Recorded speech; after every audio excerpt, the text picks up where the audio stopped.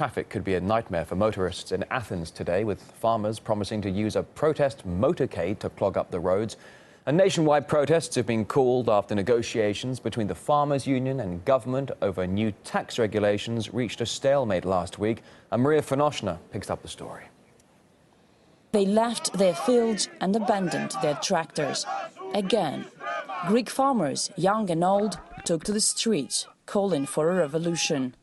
For the third time in just a week, farmers of this region, that's 400 kilometers from the capital, Athens, go to block the state highway in an attempt to draw the authorities' attention. And they will do it again and again, they say, until their voice is heard. Their demands are nothing new in Greece, the country that's been hit the hardest by the economic crisis and has now been in recession for 6 years. We want the government to reduce taxes and to cut prices for equipment and petrol. We already pay too much today to produce our goods, while at the same time we have to pay for our electricity, our water bills, along with education and medical treatment. We pay for everything, and we pay too much. Kostas has 3 grown-up children, and all 3 of them are without work, part of the 27% of Greeks who are unemployed.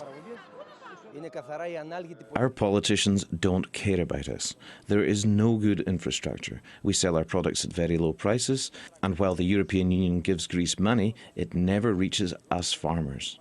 Apostolos survived the Second World War, but says he can barely endure the current economic situation.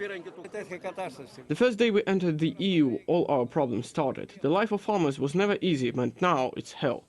I cultivate tobacco, but they buy Marlboro. Young people leave this country. Life was supposed to become easier, but it never happened. He is not alone in feeling let down, and people here seem to have no doubt about what went wrong. When we entered the EU, things changed dramatically. It was tough, but now it's even worse. At that time, they made golden promises and told us we're gonna eat from golden spoons. But they never kept to their word. The farmers are not optimistic. They say things will only get worse. Prices are rising. We cannot afford this. The government promised to reduce prices for electricity at night time, but they never did.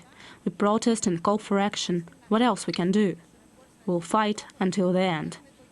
But despite such calls, this demonstration is little more than a symbolic act. Riot police were at the scene, but they never stepped in. And the highway patrol simply opened alternative routes so that the traffic was unaffected. Greece faced a wave of violent protests back in 2010-2012 that left at least 5 dead and hundreds of others injured. No one here wants a repetition of those events, and not many actually believe it will change anything. Now these farmers who abandoned their tractors to make their voice heard feel that they have reaped what the politicians in Athens have sown. Maria Finoshna from Greece.